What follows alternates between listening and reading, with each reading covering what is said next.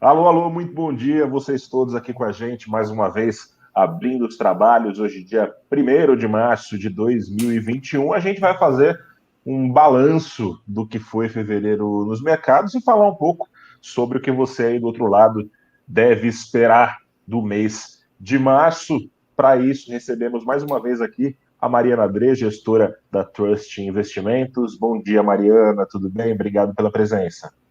Bom dia, Gustavo. Bom dia, Galindo. É um prazer estar mais uma vez aqui para esse bate-papo. E estamos também, o prazer é nosso, Mariana, estamos também com o Galindo, Rodrigo Galindo, gestor da Novos Capital. Rodrigo, bom dia, obrigado também por participar aqui mais uma vez. Bom dia, Gustavo. Bom dia a todos.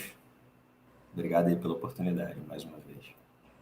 E a gente, antes de iniciar o nosso papo, vai mostrar aqui o saldo de fevereiro para falar um pouco como é que foi o comportamento do mercado nacional e lá fora também. Aqui no Brasil, o Ibovespa descolado, como você pode ver, dos índices lá fora, uma queda importante de mais de 4%. Na última semana, quedas mais expressivas, empate com a Petrobras puxando para baixo e empate com o cenário externo também puxando para baixo. Você vê na sequência aí o dólar comercial na mão contrária. E embaixo aí os índices, os principais índices lá fora, S&P 500 em Nova York, Stock 600 na Europa, o índice da Bolsa de Xangai, para cima, embora nos últimos dias tenham tido colecionado perdas. A gente vai falar sobre essas perdas. Agora quero passar a bola para a Mariana e para o Rodrigo, começando pela Mariana. Mariana, como é que você resume para a gente o que foi o que aconteceu nessas últimas 4 semanas de fevereiro? Bom, a gente, relembrando um pouquinho o início do ano, né, os mercados globalmente, eles continuaram a mesma toada do fim do ano passado, que era um apetite grande para risco, com as bolsas valorizando bastante, o dólar se enfraquecendo.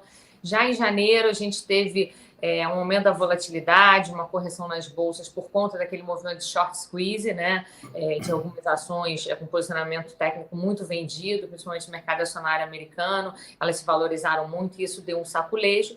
E as bolsas vinham se recuperando desse movimento quando o movimento de abertura de taxas, principalmente nos Estados Unidos, e acabou puxando o resto do mundo, voltou a fazer preço e aumentar a volatilidade e gerar novamente uma nova correção nas bolsas. É um movimento saudável, ele começou com um movimento saudável, né, de abertura das taxas nominais, com as inflações implícitas subindo. Isso refletia tanto uma economia americana muito robusta, os dados têm vindo bastante fortes, como a vacinação em ritmo acelerado em vários locais do mundo. Então, esse movimento ele tomou uma forma um pouco mais arriscada ao longo do mês de fevereiro, na medida que ele se acelerou. Então, é muito mais, eu acho, sobre o ritmo do que a magnitude, né? Lembrando aí a taxa de 10 anos americana virou o ano perto de 0,90% de rentabilidade, chegou a tocar acima de 1,5%, né, na semana passada, com uma aceleração forte ao longo da última semana. Então, isso acabou trazendo um pouco de aversão a risco para os mercados, as bolsas lá fora corrigiram, os países emergentes sofreram bastante, o dólar, que vinha se enfraquecendo muito no mundo, ele voltou a se fortalecer, principalmente contra essas moedas de países emergentes, são países que têm mais fragilidades, né? Seja de contas externas, seja fiscais, como é o caso do Brasil. Tá? Então, foi esse movimento que a gente viu, e o Brasil está inserido, na minha opinião, de uma maneira frágil nesse contexto global mais desafiador recente que a gente tem visto. Muito ruído, muito risco, né, pintando no noticiário em relação ao Brasil. Rodrigo, quero saber também de você como é que você viu essas últimas 4 semanas e se você espera que esse ritmo se mantenha também ao longo do mês de março. Como é que você está? Como é que estão as suas expectativas para as próximas semanas? Eu acho que assim, complementando um pouco o que a Mariana falou, uma coisa que nos chamou muito a atenção foi que pós a eleição do Biden nos Estados Unidos, né, de uma forma geral, você teve um ambiente favorável, assim, na parte mais cíclica das economias, né? E o Brasil, né, especificamente aqui o real, né, performou muito mal, né? A gente teve um ambiente onde as commodities foram muito bem, né?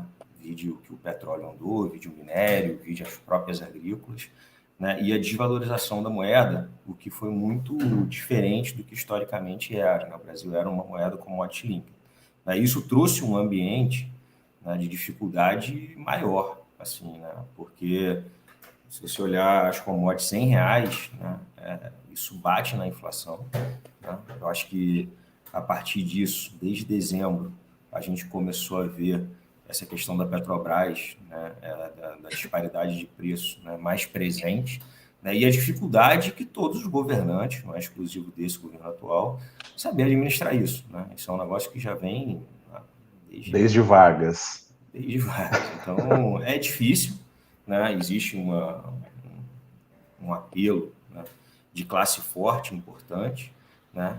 Eu acho que o ideal era o país ter se organizado, né, sabendo da recorrência dessa questão, ter montado previamente algum tipo de mecanismo para suavizar isso e trazer algum tipo de previsão para quem é, de fato, mais diretamente impactado, né? Essa falta de organização, né, e viver com essa conjuntura que não é tão simples, eu acho que mais uma vez trouxe para a gente uma instabilidade política, né, que veio para preço, né, principalmente ao longo da semana passada, né. Enfim, a gente, assim, do lado de mundo, a gente é construtivo, acho que a Mari comentou, né, que é um ambiente saudável esse de abertura de juros. Naturalmente, quando o mundo está muito líquido, esses ajustes eles podem ter algum rompante, podem ter uma extrapolação, né? Eu acho que foi um pouco o que aconteceu na semana passada. Nossa visão é que é um mundo com um crescimento um pouco mais sincronizado. Assim, quando você pega a China, uma tendência lá, né, secular dela, da parte de infraestrutura, quando você pega uma Europa agora com Draghi, que é na Itália, que acho que vai falar um pouco mais a língua do Macron e da Merkel, e a gente pode surpreender um pouco algumas reformas vindas dali, dos 3 principais países da Europa, né? E você tem um Estados Unidos menos radical, né, mais diplomático, mais aberto. Isso, no geral, eu acho que traz um ambiente para o mundo saudável. O que aconteceu foi que os Estados Unidos se diferenciou ainda, por enquanto, de todo o resto, né? E aí talvez essa abertura seja um pouco mais saudável nos Estados Unidos do que no resto do mundo, né? Mas impacta fluxo, né? Impacta fluxo de investimento, né? Mas, no geral, assim, em termos de mundo, a gente é construtivo, tá? Agora, obviamente, esses sacolejos, né, esses ajustes que são normais de mercado. Enquanto tiver incertezas ainda, esses sacolejos vão ser cada vez. Mas é isso, né? Como vocês falaram, né? Não deixa de ser um bom sinal esse sacolejo, né? Porque quer dizer que a economia americana está voltando a crescer e, portanto, eventualmente com risco de inflação. Mas eu quero trazer aqui, antes da gente voltar a esse tema, e falar também dos impactos na curva de juros brasileira. A gente tem decisão do Copom em março. Eu queria falar um pouquinho mais sobre esses últimos ruídos que tivemos sobre Petrobras, estatais de maneira geral, especialmente a Petrobras, e o que isso mexeu com a estratégia ou não de gestão de vocês. Mariana, como é que você reagiu aí no dia a dia, aí na First, a esses acontecimentos? Como é que você recebeu essas notícias? Foi pega de surpresa, bom, enfim, como a grande queda da Petrobras demonstra que a maioria das pessoas, ou dos investidores que tinham ações, reagiram com alguma surpresa? Como é que foi para você esses últimos acontecimentos? Nosso posicionamento lá fora, a gente não mudou muito, como o Galindo falou, a gente também tem uma cabeça mais construtiva. O problema da semana passada, como eu falei, foi muito mais sobre a velocidade e o juro real abrindo, né? Um movimento que a gente não tinha visto.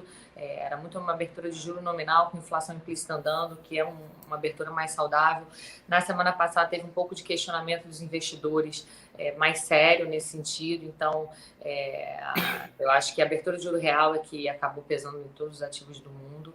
Eu acho que esse tema de inflação americana é um tema que vai ser muito falado ao longo do ano, mas talvez seja um tema um pouco mais para frente. Eu acho que o avanço da vacina, o crescimento sincronizado, o net ainda é bastante positivo para as bolsas. Acho que tem espaço para as bolsas lá fora se recuperarem com o juro ainda abrindo de maneira talvez mais controlada, né, e mais lenta. Falando um pouquinho de Brasil, a gente, desde o fim do ano passado, acho que o principal tema aqui é a volta da inflação, né? Tanto o Banco Central como o mercado chegaram a esperar uma inflação de quase 1% no ano passado, e a gente sabe que a taxa terminou em 4,52%. A gente começou o ano com expectativas de IPCA para o primeiro trimestre, aí mercado, Banco Central ao redor de 0,70%, e essa taxa já está quase em 1,5%. Tá certo que teve bastante choque de combustíveis, mas essa inflação já se mostrou muito mais persistente do que aquele temporário que o Banco Central... temporário que está durando, né? No primeiro é um temporário mais longo, né, que a gente conhece, mas... justiça seja feita, acho que o Banco Central se adaptou, né? Ele acho que foi uma avaliação que não se confirmou, aquela inicial ali feita em novembro, dezembro. Eles tiraram o forward guidance e eles, na minha opinião, já na última comunicação, na última alta, sinalizaram uma probabilidade grande de início do ajuste da Selic nessa reunião de março. De lá para cá, a gente teve mais pressões na inflação, a gente falava de um IGP a 10, depois a gente falou de um IGP a 20, agora a gente tem um IGP rodando a quase 30% ao ano.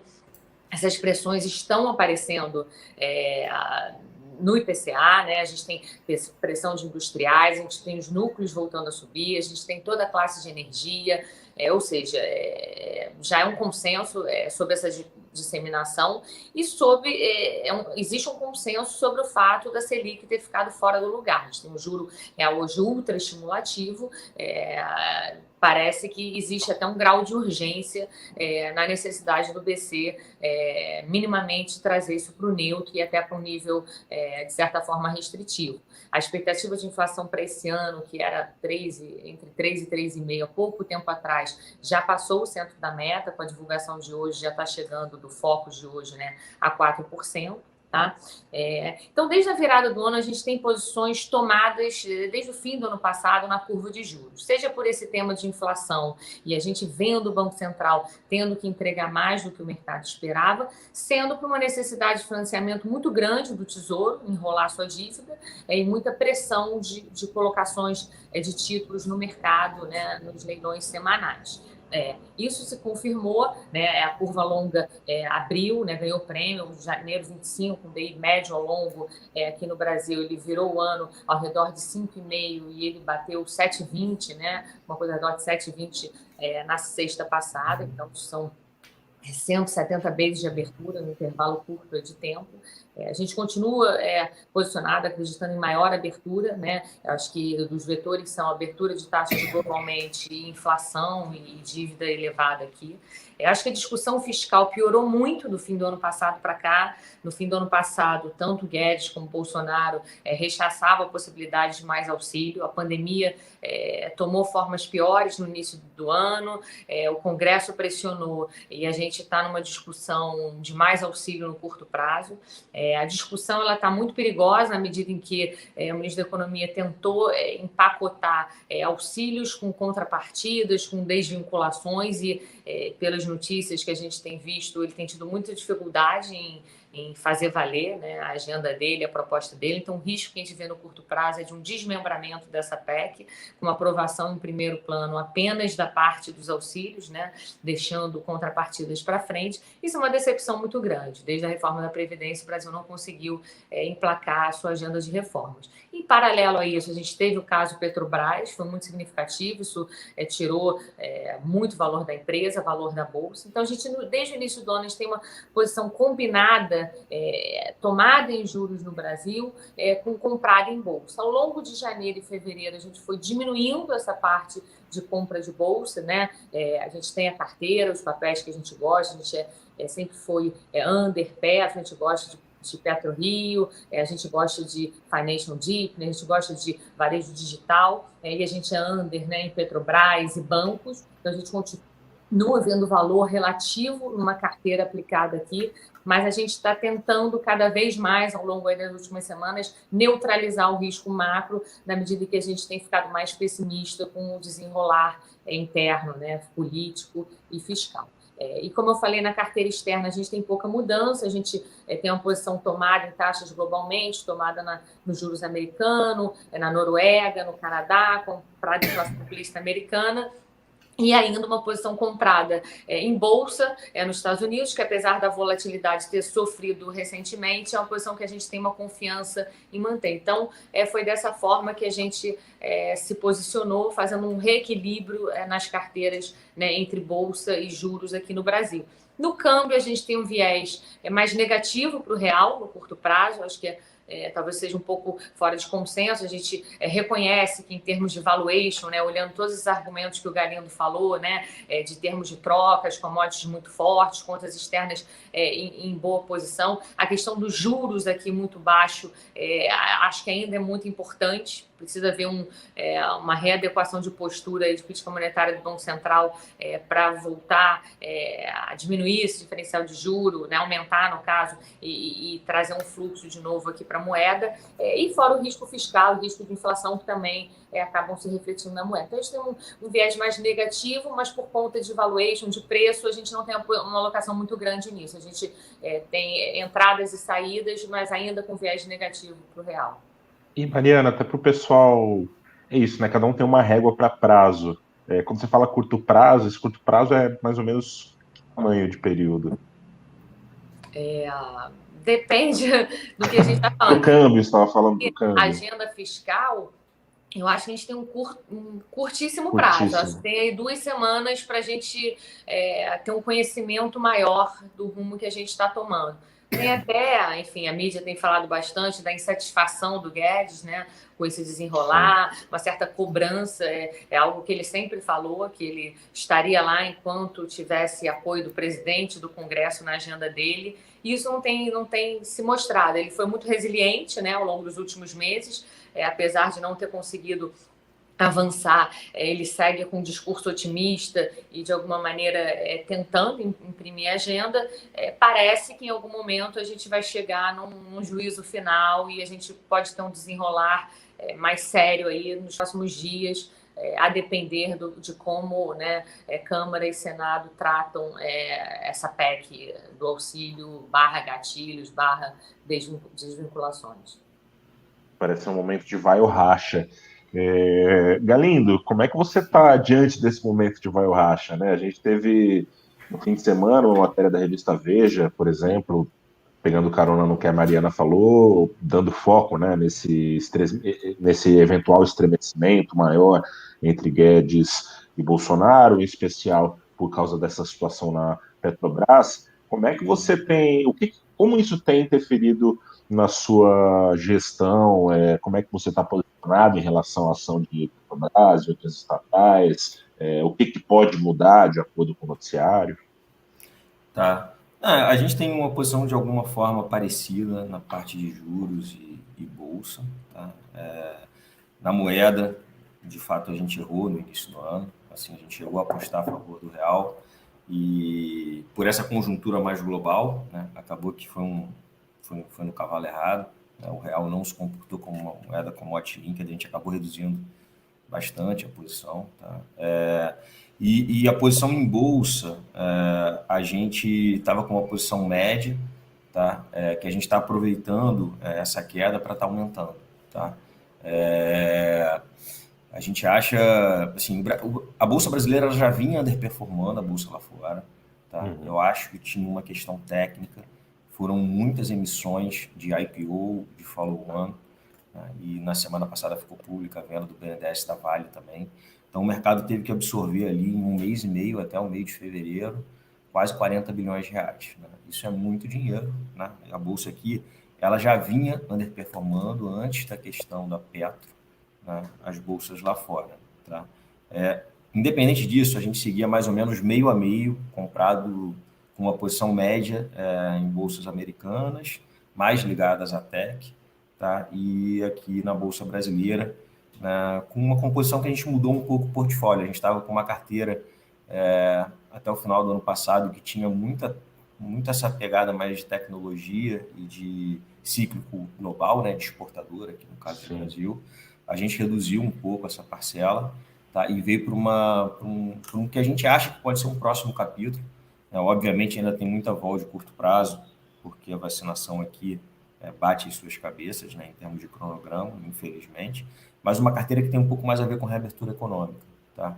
A gente reduziu um pouco o TEC, reduziu um pouco a parte de exportadora, tá? E veio para uma carteira que tem mais a ver com reabertura econômica, que tem mais a ver com a vacinação de fato se tornando prática, tá?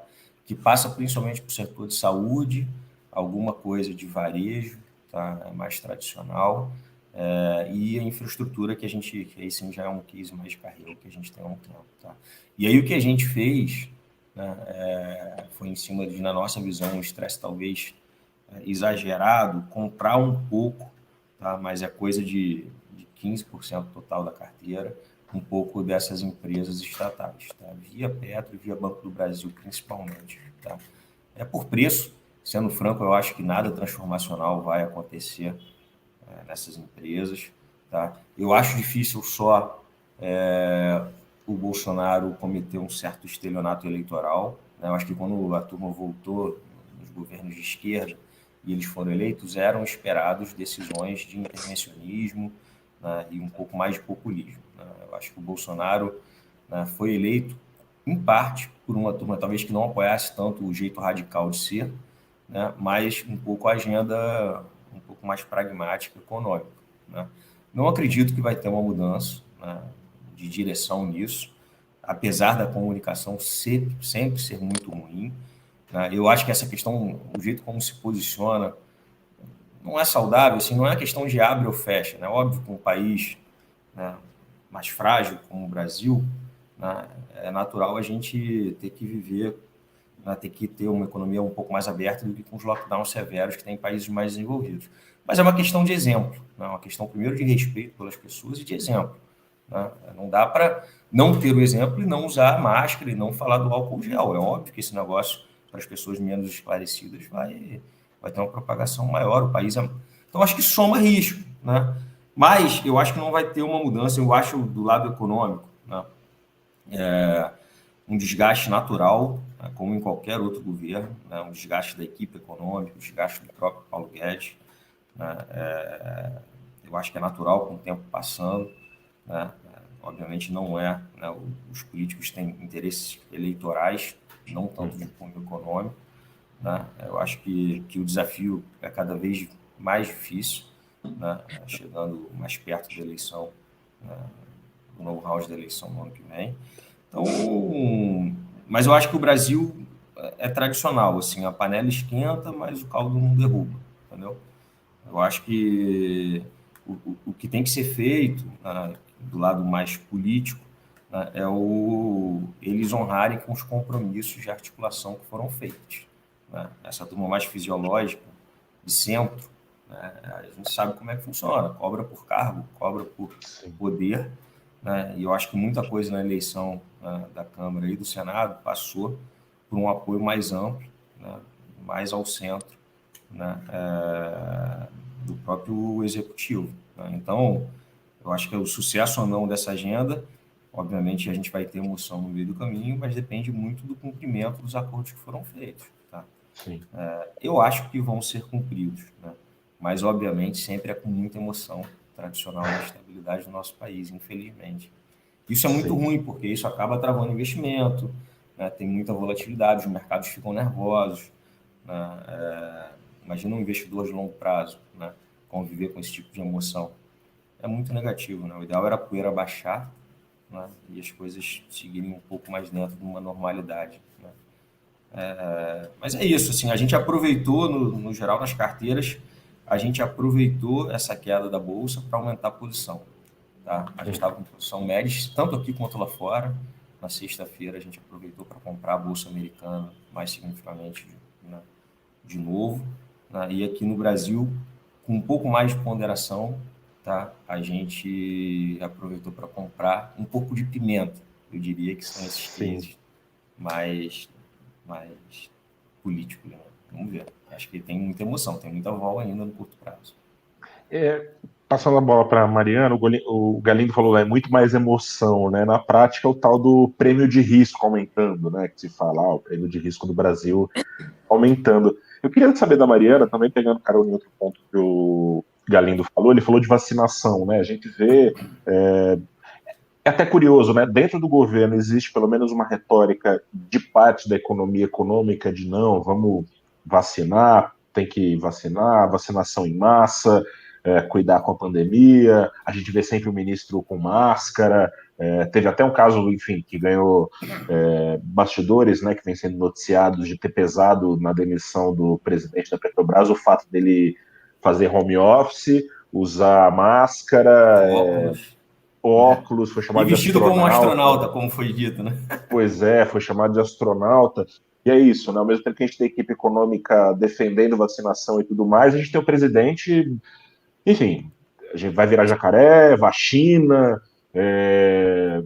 e todo o glossário que a gente sabe muito bem. Como é que tem mexido com esse prêmio de risco, na sua visão, Mariana, esse tipo de comunicação truncada?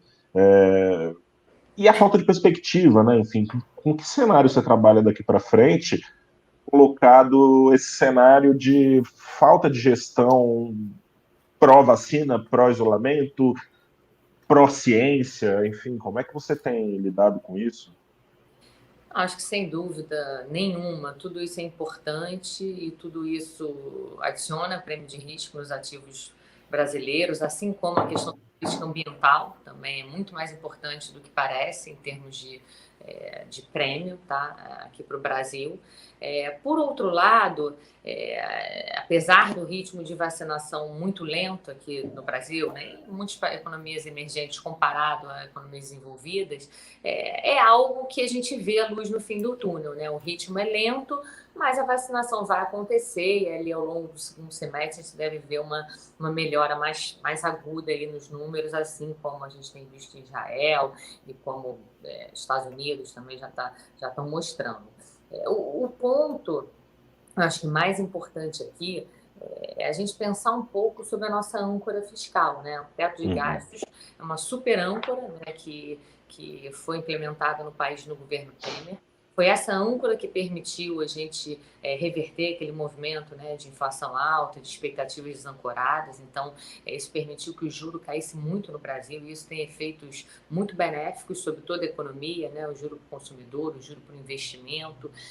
E era muito importante que esse juro fosse perene, né, que fosse algo que um novo mundo, um novo normal para o país. O problema é que desde o ano passado, essa âncora fiscal do teto dos gastos, ela vem se enfraquecendo. E às vezes leva tempo para a gente perceber o rumo fiscal que o país está tomando. Não preciso nem voltar muito no tempo, a gente lembra o que aconteceu no governo Dilma, né? Foram anos, né, de medidas erradas e o mercado demorou alguns anos para perceber e quando a coisa veio foi de uma vez só, a inflação explodiu, o juro teve que subir e tudo. Então, eu temo que a gente esteja um pouco nesse processo. Ano passado a gente teve, a gente teve o fato da pandemia, precisava de uso fiscal, de ajuda. A maneira que foi feita foi muito negativa, né? A gente descobriu que a gente já sabia, mas ficou cada vez mais claro que o tamanho do auxílio foi muito maior do que o necessário, né? Uma desorganização grande. As reformas que podiam andar em paralelo, elas foram abandonadas, né? A gente está entrando esse ano, de fato, com números piores da pandemia, que criam a necessidade de algum auxílio verdadeiro. O problema é que foi muito discutido nos últimos 2 meses do ano, uma reformulação do Bolsa Família, né? Dentro do Nada, né? Nada foi feito. E foi aquela confusão ainda, né? Renda cidadã, renda Brasil, não vai ter, não vai ter. Ninguém pode falar, se falar vai ser demitido. Agora na live o presidente já está falando ele próprio. Né? Isso. Então a gente está no segundo ano seguido de descumprimento em vias né, de fazer um extra-teto. A gente está prometendo 4 meses de R$250 de auxílio. A gente sabe que após esses 4 meses, a pandemia, né, os dados, né, de casos e mortes vão ter melhorado por conta da vacinação. Por outro lado, os dados de desemprego, né, a fome, né, a pobreza da população vai ter melhorado pouco. Isso anda de forma mais lenta, a reação é mais lenta. Então, do ponto de vista político, né, e do presidente, eventualmente ainda haverá necessidade de mais programa de auxílio.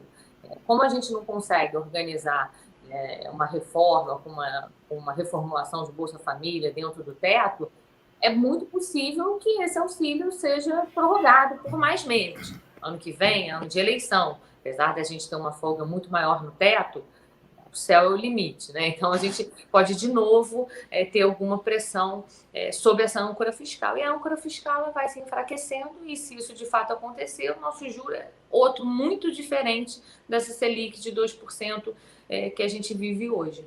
Tá. Então, eu vejo um pouco dessa forma. Os efeitos são negativos pela imagem do país no exterior, pelo prêmio de risco, pelo dólar que se fortalece no momento em que a inflação não tem espaço para nenhuma subida de dólar, pelo contrário.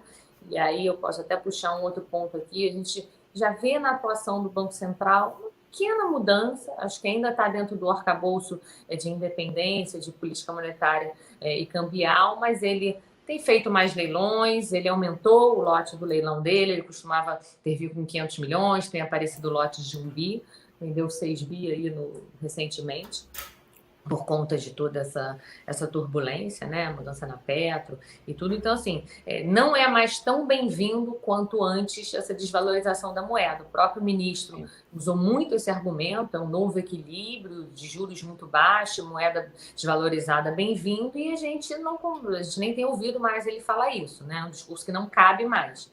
A inflação subiu, ameaça, os juros vão começar a subir. Eu acho outra discussão interessante a gente ter aqui sobre o ritmo que isso vai acontecer, dado que a curva de juros já coloca 50 basis points aí até o final do ano e início do ano que vem. Eu acho que pode ser eventualmente mais rápido do que isso. E uma moeda mais desvalorizada não é bem-vindo. Então, a gente tem que atacar as reformas, a gente tem que reforçar a âncora, senão o caminho é bastante negativo. Um pouco que a Mariana falou, né, dessa eventualidade de volta dos auxílios. Da forma como está sendo desenhado, seria por crédito extraordinário.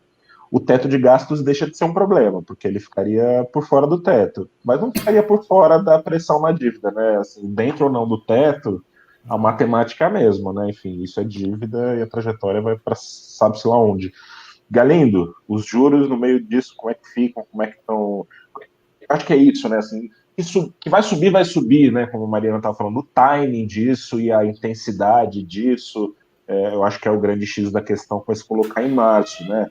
Talvez os juros dominem um pouco o debate em março, até porque tem decisão do Copom a ser tomada. Como é que está a sua expectativa? O que mudou rapidamente? Para quanto? Enfim. Assim, eu espero também que essa questão da dívida não seja, né, influenciadora para o Banco Central tomar as decisões que tem que tomar, né, de subir os juros, que naturalmente sobe a dificuldade da dívida. Né? Assim, a gente acredita, né, que a inflação está super pressionada também, e que a Selic tem que acabar esse ano em 5%. Tá? Mas eu acho que a questão da velocidade que você comentou, assim, a gente tem a opinião que o Banco Central deveria, né, dar a dose do remédio o quanto antes, tá? O mais rápido possível, tá? E uma dose um pouco maior. Tá? Então, a gente já vinha tomado, né, nesses dias mais curtos. Tá? Eu acho que, obviamente, o mercado hoje já precifica esses 50, né, de alta, né, levando juros para 2,5, né, na reunião agora de março. Pela conjuntura que a gente enxerga aqui, né, o ideal era fazer um movimento maior do que esse, tá? De 75 ou eventualmente até de 1 ponto percentual. Tá? Eu acho que isso vai ajudar, assim, um pouco essa instabilidade que a moeda está tendo, né? Agora o Banco Central tem que ser de fato independente para fazer isso, né? Não sei se essa questão da independência do BC da semana passada pode, né, influenciar eles fazerem um movimento um pouco mais brando, né, por ser uma primeira reunião pós-independência do Banco Central. Para não assustar, né? Os políticos reclamam, né, toda vez que tem alta de juros, mas olhando simplesmente do prisma econômico, acho que o Banco Central deveria agir de uma forma um pouco maior o quanto antes, tá? Para, de fato, ancorar as coisas aqui no Brasil. Vamos ver, a ver. Pois é, e acho que é importante, né? Foi sancionado na semana passada a autonomia do Banco Central. Vamos ver como é que vai ser, né? Porque, assim, é uma curiosidade que eu tenho, né? O governo embora já dissesse que o Banco Central era autônomo, uma das bandeiras de defesa do governo eram os juros baixos, né? Vamos ver como é que essa É que os bandeira, pelo juros menos. estão muito baixos, né? Eles estão claramente fora do lugar, né? O Brasil não é um país organizado para ter 2% de juros. É talvez eu o acho juros mais que estimulativo do mundo. não, eu acho que assim, a mídia e muita gente gosta muito de discutir sempre esse tema, né? Qual é a autonomia de fato, né, do Banco Central, o quanto, né, o presidente tem influência, ou as questões políticas podem influenciar a Sim. decisão. Mas eu brinco dizendo que assim, o Banco Central, como esse do Roberto Campos, como foi do Ila, como foi do Meirelles a maior parte do tempo, 95% das vezes vale apostar que eles vão fazer o certo, né? Independente Sim. de todo esse entorno de debates. E a gente viu isso, né? Como o Elon conduziu, como o próprio Roberto tem conduzido, o tal do abandono do Ford Guidance, muita gente achou que eles iam demorar mais tempo para fazer, e eu acho que eles, a contento, têm corrigido o rumo, né? E eu acho que, enfim, eles acabam fazendo o que é certo. E eu concordo com o Galindo que o momento atual demanda uma dose mais forte do remédio. O Banco Central precisa agora ficar ahead do mercado, como a gente fala, e não correr o risco de ficar behind. Então, eu acho que uma prescrição adequada seria muito provavelmente um ritmo mais rápido.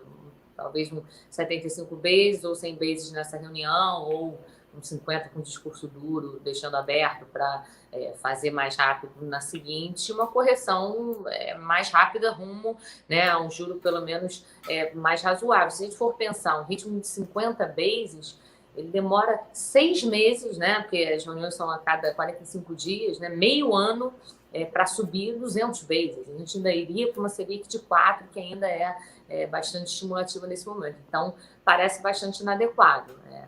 Com a pressão inflacionária, com a pressão sobre a moeda que a gente tem visto, acho arriscado o BC, nesse momento, passar alguma mensagem de alguma pressão política, né? Nesse sentido. Então, eu acho que é um cenário a ser considerado. O mercado, eu acho que está começando a fazer isso, né? A gente tem visto a parte curta pressionada, aquelas opções digital, de cupom, começando a colocar isso no preço. Acho que vai ser uma discussão importante daqui até a reunião. Queria, ainda sobre juros, colocar a seguinte questão para vocês, que é uma curiosidade que eu tenho, né? A gente vê, por exemplo, essa discussão de alta de juros. Ok, não dá para comparar Estados Unidos com o Brasil, enfim, as condições econômicas são completamente diferentes. A gente vê essa discussão de retomada de juros em diferentes momentos de crise, né? Por exemplo, nos Estados Unidos, a discussão é subir juros com inflação eventualmente surgindo, graças a um crescimento da economia. E a gente no Brasil tem uma situação, na verdade, nesse momento, pelo menos, da economia em eventual contração. Eu queria saber de vocês o quanto você. E claro, pontuando que o Banco Central, a meta dele não é crescimento, né? A meta dele é entregar uma inflação dentro da meta, enfim, política monetária. Mas o quanto vocês acham que, em contrapartida, essa alta de juros pode eventualmente conter ainda mais o potencial de crescimento do Brasil nesse curto prazo ou ao longo do ano? Como é que você vê essa relação, Galindo? Eu acho que é mais na margem, tá? Assim, a visão construtiva que a gente tem para a Bolsa, até, ela passa por duas coisas, tá? Uma primeira é uma reestocagem das cadeias produtivas, tá? Claramente com o Covid houve desestocagem, tá? E reabertura da parte de serviços, né? Que também foi muito impactado. Eu acho que conforme as pessoas forem, né, com a vacinação mais cedo ou mais tarde acontecendo na prática, né, você vai voltar a ter reestocagem, né, da economia, e vai ter reabertura da parte de serviços, que é muito significativa aqui. Tá? Então, assim, se você nessa equação, né, tendo lá ali a retirada de estímulos sociais, né, que naturalmente, como a Mari sugeriu, foi exagerada, né, e fez preço, né, fez renda, fez para a população em geral, né, e versus, né, ainda desse lado da equação, um eventual alta de juros um pouco maior, versus a reabertura da parte de serviços, e a parte das cadeias produtivas, a gente é mais animado com a segunda parte da equação. Tá? E eu acho que essa primeira parte deveria ser responsável, olhando um pouco mais o médio e longo prazo de responsabilidade nesse sentido, não tão curto prazista. Tá?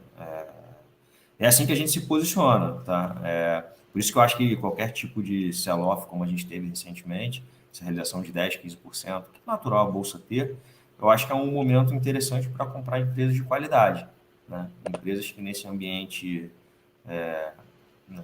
adverso que a gente está vivendo vão ser consolidadoras dos setores, que vão ser vencedoras. Né? Empresas que vão ganhar market share naturalmente, porque os outros que são mais frágeis, né, não vão estar sobrevivendo. E aí a gente, diferente de várias outras crises, talvez um pouco dessa conjuntura de juros baixos, né, assim, a gente não vê muito as empresas, de uma forma genérica, com problema de alavancagem financeira. Eu acho que o empresário soube aproveitar para se financiar, seja no mercado de capital, né, emitindo ações na Bolsa, seja emitindo dívidas, né, nesses juros mais comportados. Tá? Então, a gente viveu uma grande crise onde a gente não vê, né, obviamente, você pode ter uma decepção, né, em um ou outro case que nesse mundo super líquido pode fazer um preço grande, mas, no geral, as empresas estão bastante saudáveis. Tá? E aí eu acho que é isso. Essas realizações são oportunidades para comprar empresas de qualidade que vão ser vencedoras no médio prazo, obviamente tendo responsabilidade, né? Espero que o país tenha. Sim. Mariana, queria colocar a mesma questão para você dessa dinâmica de crescimento relacionada a juros, mas queria colocar também uma outra camada, né? A gente vê, como o Galindo colocou e como você já colocou, os auxílios tendo um peso importante, né, nessa dinâmica de crescimento no curto prazo, né, com as consequências que a gente sabe que podem ter no longo prazo. Mas no curto prazo a gente vê os auxílios, e fica talvez mais claro nos números de varejo.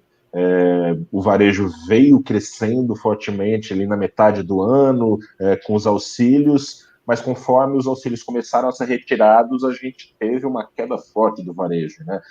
O quanto você acha que se tornou relevante, enfim, para o potencial de crescimento do Brasil, esse anabolizante dado pelos auxílios?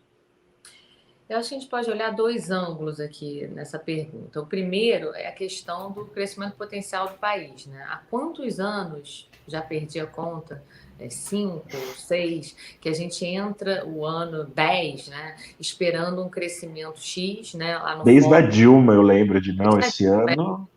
Mas desde que a gente conseguiu cair o O juros. efeito base é bom, né? Pois é, então assim, todo ano a gente entra com expectativa de PIB-X e isso daí você pode pegar o período Dilma, pode pegar depois que o juro caiu, pode pegar com o mundo mais forte, mais fraco, e a gente tem decepção, né, de crescimento aqui no país, né? É uma constante. Então, isso é uma discussão importante a ser feita. E a outra questão é essa questão do anabolizante de curto prazo, né? A gente, no fim do ano passado, fez bastante estudos e via um impacto considerável, baixista, né? Com a saída dos estímulos no início desse ano, né? O que a gente está vendo, entretanto, é que a gente não vai viver esses meses sem auxílio, porque muito provavelmente a gente vai renovar o auxílio. Não sei ainda se vai ser 250, se vai manter o ritmo de 300, parece estar alguma coisa aí. E isso também é importante para o Banco Central, porque o Banco Central, na parte do discurso dele de esperar um pouco para subir a Selic, ele queria testar essa economia na ausência de auxílios, né? Claro que ele tinha um cenário de inflação que não era tão pressionado como hoje, mas ele parecia que queria esse tempo de testar a reação da economia sem os auxílios. E ele não vai ter esse tempo, porque vai emendar um auxílio no outro, vai continuar o auxílio, então esse argumento ele morre, ele perde força, né? Então acho que são dois ângulos. Um é de fato a gente tentar entender o que tem puxado esse crescimento estrutural para baixo no país. Juros eram um grande suspeito, a gente conseguiu fazer um ajuste de juros relevante, né? Tanto na Selic como a curva caiu, convergiu o juro longo para os pares internacionais, coisa que nunca tinha acontecido na história, e ainda assim a gente não conseguiu impulsionar o crescimento da maneira que a gente esperava. Acho que tem muita questão fiscal por trás, teve a aprovação da reforma da Previdência, tinha uma expectativa grande de avanço das reformas, isso não aconteceu junto com a pandemia, então realmente a gente desviou o rumo, mas o fato é que não aconteceu. Tem toda essa questão de imagem do país lá fora, de declarações complicadas do presidente da República, que também influenciam confiança, né? Então, acho que tem mais vetores aí que agem sobre esse nosso crescimento, né, brasileiro, que apenas o nível de juros. E sobre a questão do auxílio, a gente acha que teve um efeito muito importante, tanto no crescimento mais sustentado no segundo semestre, como na inflação. A gente ia ter a contraprova no início do ano e não teremos mais, porque o auxílio vai continuar. Então, é o que parece que... E eu acho que o isso, né? auxílio mais barato é a vacina, né? Espero que os governantes se organizem e façam isso, né? Porque senão fica esse empurrar com barriga de distribuição de dinheiro. O Brasil não tem capacidade para isso. Poderia gastar esse dinheiro com vacina, né? Seria muito mais ao menos uma parte, né? Não é para deixar ninguém passando necessidade também enquanto está sem vacina, mas ao que parece seria eficiente. Galindo, uma pergunta aqui do Ítalo Kumamoto. Você falou de empresas de qualidade. Ele gostaria que você falasse um pouco mais sobre essa qualidade. O que são essas empresas de qualidade? Assim, aquilo que eu falei, hoje a gente está com a carteira, né, que a gente enxerga como menos de trading, que foi esse caso específico, né, de empresas as políticas que a gente não acredita que de fato vão ter nenhuma mudança estrutural, isso é muito mais um curto prazo, muito mais tático, e a gente tem a carteira, eu diria que 80%, 85% da carteira com empresas que a gente acredita que são de qualidade, tá? Que passam por setor de consumo mais tradicional, tá? Então, que tem a ver com reabertura econômica. Então, a gente tem Natura, a Natura, eu acho que depois do deal com a Avon, né, da fusão com a Avon, é muito mais uma reabertura global do que simplesmente Brasil, tá? A gente andou comprando recentemente Renner, tá? Mesmo com curto prazo ainda meio nebuloso, tá? E o setor, né, de vestuário não tão bem, tá? A gente acredita que é uma empresa que apoiou a cadeia de fornecedor nesse período complicado, né? E que não está entregando resultado ou não tem perspectiva de entregar resultado assim em tão curto prazo, né? Mas é uma empresa que eu acho que os pares vão sofrer muito, né? E aí ela vai ter aquele ganho de market share natural que a gente gosta. A gente viu uma excelente oportunidade de comprar renda no preço que as ações estão, obviamente com um curto prazo confuso. A gente andou comprando na última semana shopping também, tá? Eu acho que tem esse dilema de a vida vai voltar ao normal ou não vai, né? Eu acho que o shopping no Brasil tem a questão da segurança, né? A questão assim, eu acho que o brasileiro é acostumado a ir a shopping, e eu acho que vacinados vão voltar a ir, tá? E o preço que as coisas estão realmente muito baratas, né? Então, assim, do lado de consumo tradicional, a gente tem Natura, Renner, Shopping, e a gente participou de um IPO recente, que aliás foi o único que a gente participou esse ano, que foi da Espaço Laser, tá?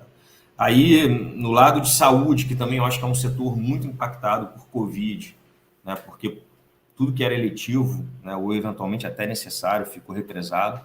Eu acho que vai desrepresar ao longo desse ano, tá? A gente tinha Intermédica, trocou recentemente por Redditor, tá? Que eu acho que tem essa questão de complexidade hospitalar, né, geograficamente ao redor do Brasil. Os concorrentes da Redditor, no fundo, são o Einstein e o Círio em São Paulo, que tem outra filosofia, né? São fundações. Eu acho que a Redditor, com complexidade hospitalar, vai conseguir penetrar, né, no Brasil, e o Brasil é grande, então tem um grande campo a ser conquistado aí, tá? E aí, derivada desse fato, né, que é aumento de leito com complexidade hospitalar, né, a gente está comprando também recentemente Qualicorp, que no fundo é a brokeragem disso, e Sul América, por estar muito barato, tá? Talvez a empresa não se comunique tão bem, né, mas quando você projeta o que a Redditor vai ter de crescimento contratado nos próximos 2 anos, né, com alguma margem de segurança, o canal é muito por plano de saúde, muito por Bradesco Saúde, por Sul América. A gente acha que a Sul América está bem posicionada nesse sentido, tá? Então, é consumo tradicional, é saúde, e são cases de infraestrutura, mas é cases que a gente já carrega há um tempo. A gente tem uma posição grande em Eneva, a gente gosta de pegar commodities via PetroRio também, tá? No fundo, são empresas que eu acho que fazem a alocação de capital de forma muito inteligente. Não são as grandes, né? Mas o mercado é grande que elas estão posicionadas, então elas vão alocando capital de forma inteligente e ficando relevantes no tempo. Um pouco parecido com o que a Equatorial fez lá atrás, né? Quando pegou Maranhão, Piauí, vai por estados menos significativos do que no todo, mas no fundo, para rentabilizar o capital e dar retorno, é muito interessante. Tá? Então a gente tem uma posição em Eneva, tem uma posição em PetroRio, tem uma posição em Omega Energia, que é a parte mais a ver com renovável, como a Mari comentou, essa questão ambiental, né? O mundo inteiro está nessa página, graças a Deus, né? E o Brasil ele vai ter que se inserir também, independente do posicionamento político ou não. Né?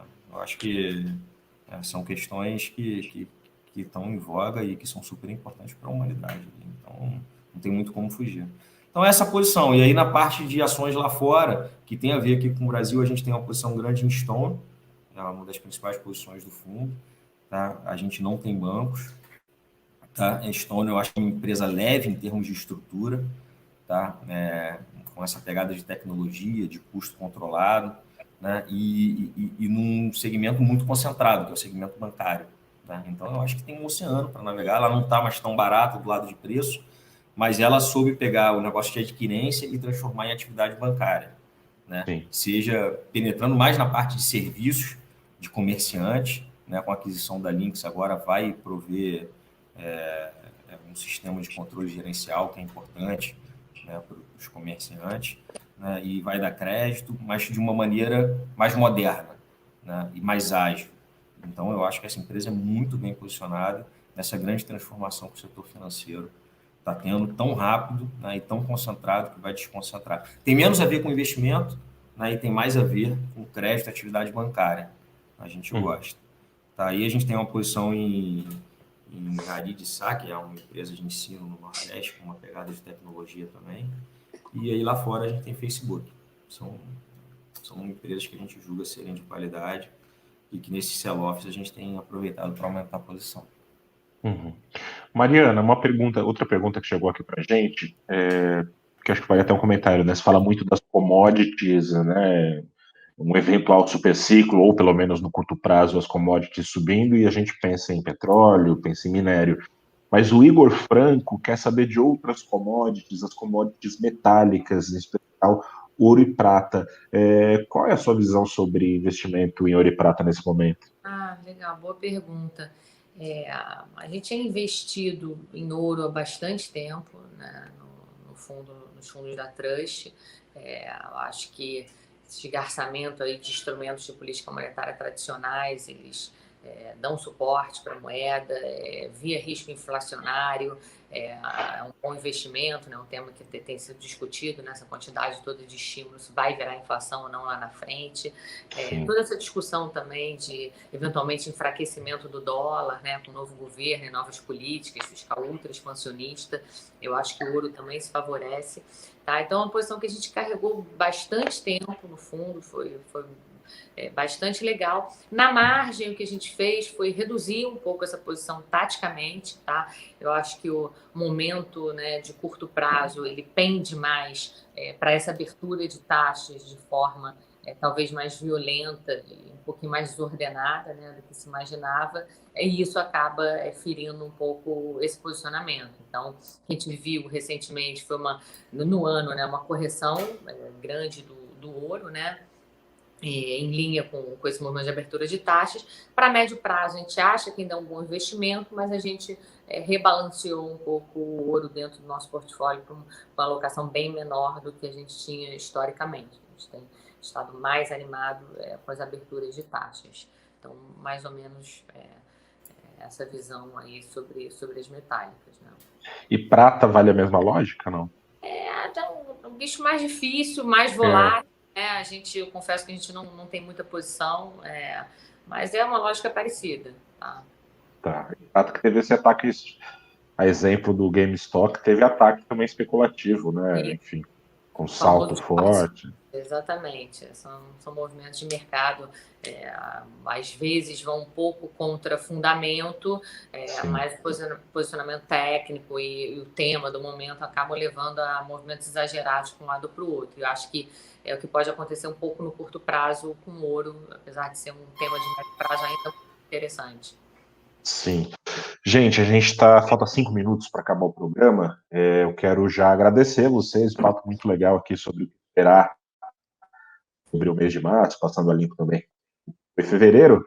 E quero devolver a bola aqui para vocês, enfim, deixando o espaço aberto para vocês falarem o que vocês bem entenderem sobre sobre essas próximas semanas e o que vocês acham que os investidores podem fazer, tanto para se proteger quanto para aproveitar oportunidades que devem surgir pelos próximos dias. Começando pelo Galindo. Galindo, obrigado mais uma vez por estar aqui. Obrigado, Gustavo. Obrigado a todo mundo.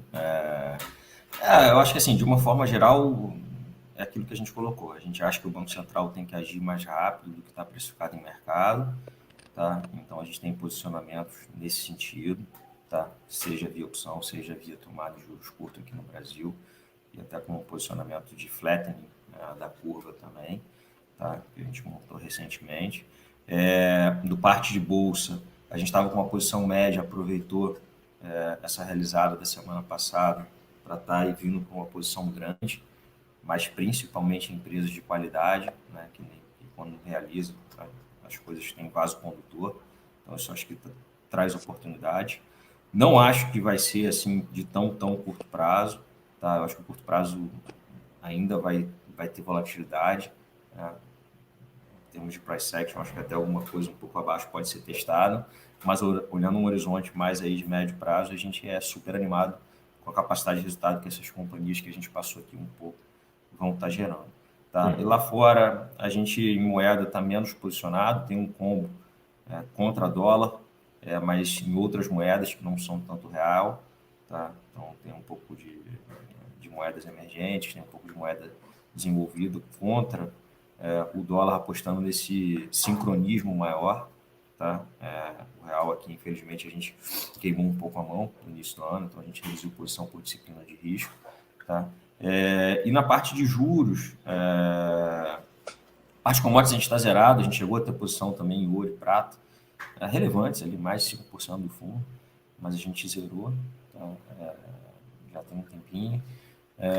E a parte de juros lá fora, a gente acha que, enfim, que é um ambiente saudável, essa abertura, né? A gente aproveitou um pouco essa extrapolação da semana passada para aplicar um pouco, tá? Um pouco de juros nos Estados Unidos, um pouco de juros emergentes, é uma posição pequena, tá? Tática, tá? Mais de curto prazo. Eu acho que o estrutural é o Banco Central aqui no Brasil subindo os juros mais rápido do que está precificado aí na curva, e uma posição grande de bolsa, que é onde a gente acredita que dá para gerar bastante resultado.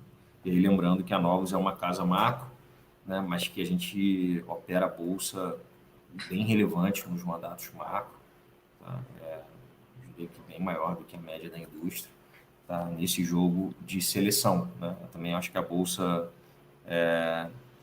talvez não faça um movimento direcional tão grande, né, tão rápido, tá, de recuperação, mas se você souber selecionar bem os ativos, né, eu acho que gera bastante resultado ao longo desse ano aí. Tá certo, obrigado, Galindo. Obrigado. E você, imagina, e você, Mariana, qual o seu plano de ação para os investidores que estão acompanhando e o seu plano de ação também, e considerações finais para esse mês de março? Bom, queria mais uma vez agradecer a você, Gustavo, Galindo, quem está nos assistindo, pela oportunidade de estar aqui. Acho que falando um pouquinho sobre plano de ação, de linhas gerais, a gente já falou bastante, mas no ambiente externo, a gente ainda vê possibilidade, né, dessas curvas médias e longas de juros abrindo nos Estados Unidos, com as bolsas subindo, tá?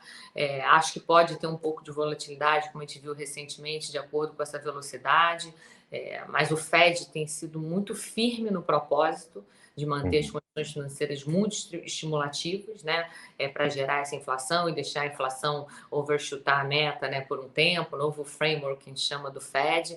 Então, o que a gente pode ter é algo nesse sentido, né? A taxa abre meio rápido, a bolsa sofre e aí as condições financeiras apertam e o Fed passa do discurso para alguma ação. talvez com curve control. Então, é esse cenário que a gente vê aí para os próximos meses, mas que nos permitem, olhando para o médio prazo, continuar com essa alocação, acreditando em taxas abrindo e bolsas recuperando.